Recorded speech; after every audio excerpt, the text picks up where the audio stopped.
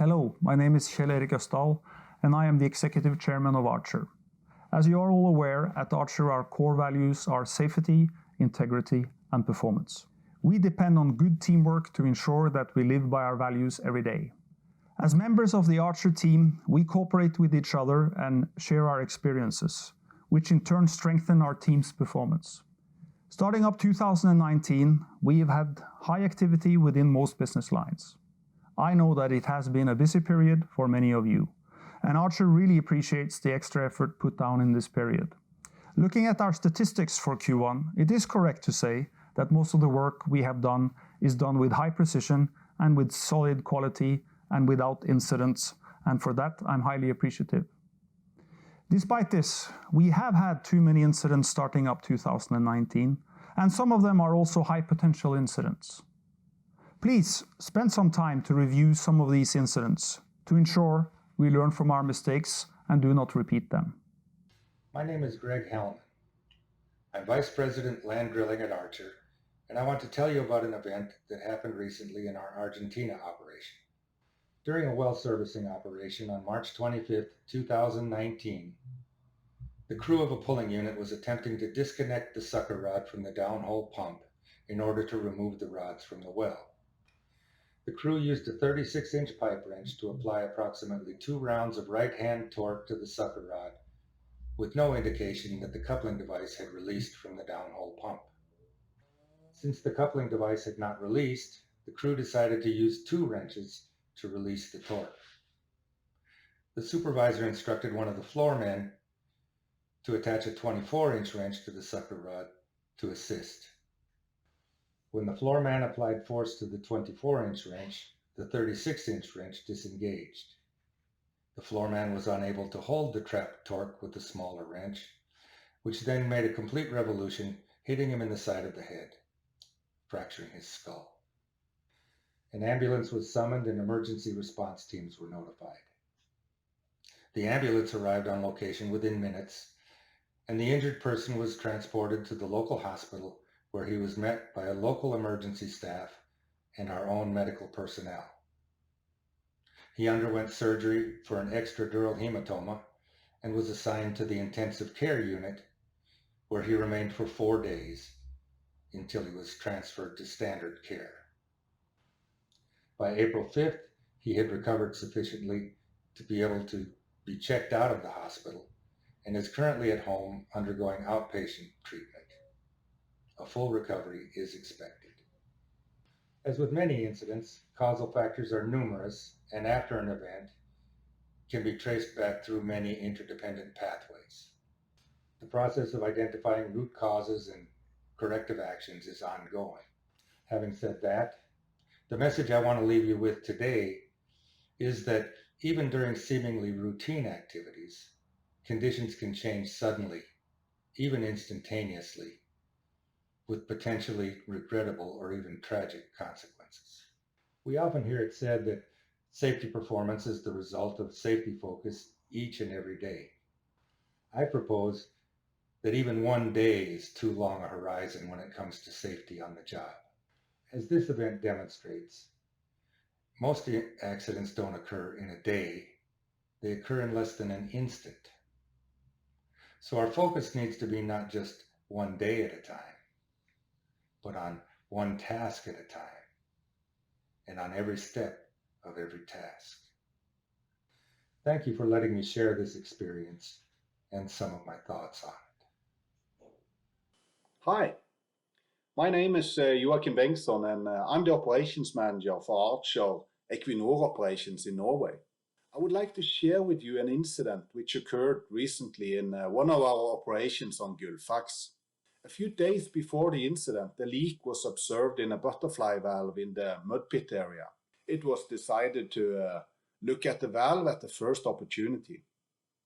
The most probable cause was reckoned to be a defective seal which needed replacement. After dismantling and done internal inspection of the valve, the seal was found to be intact, but the pin which connects the flapper to the shaft was broken. A new pin was not available offshore, so it was decided to use a bolt instead. After the bolt was installed, one of the two involved in the operation decided to test operate the valve to ensure that the bolt did not touch the seal and that the sealing was intact. The other person in the team stood with his back facing the colleague, busy with other tasks related to the job. The person testing the valve opened the hydraulic supply with his left hand while stabilizing the valve with his right hand. When the flapper closes, the person's thumb got caught between the seal and the flapper. The colleague then sees what has happened and takes care of the injured, gives him the necessary first aid, and takes him to the medic immediately. The injured person is then sent onshore for further treatment. The incident resulted in a loss of the tip of the thumb and sick leave. Prior to the operation, a pre-job check had been carried out. The risk assessment was, however, inadequate and did not cover all parts of the operation or changes to the operation. For example, was the activity test operation of valve not included in the pre-job check or in the risk assessment, and consequently no evaluation of the risk involved. When unforeseen things happen, the stop job authority was not used. The injured person did also not communicate his plan of test operating the valve to his colleague.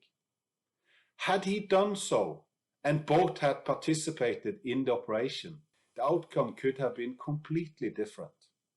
This incident demonstrates very clearly the importance of good planning, including good risk assessments, and to stick to the plan agreed upon.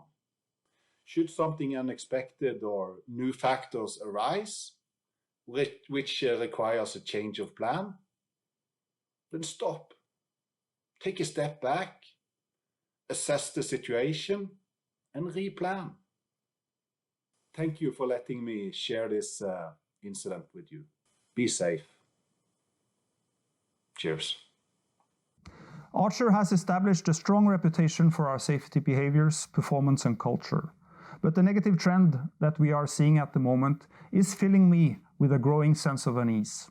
We need to turn the trend, and we need to turn the trend now. What if the next incident involves one of your close colleagues and this person incurs a lifelong injury? How can we move forward after such an incident if we do not know that we have done everything within our power to prevent the incident from happening? Because an event does not just happen. No, it actually evolves over time.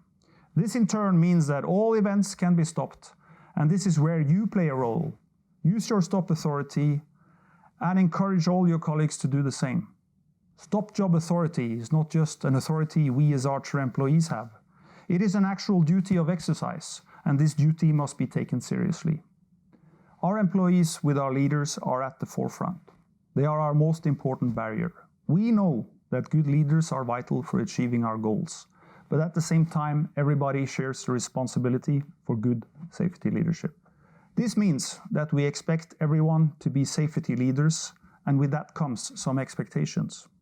In Archer, a safety leader is a person who sets clear expectations to himself and to others, and who always works in compliance with relevant requirements. A person who leads by example and always thinks for safety first.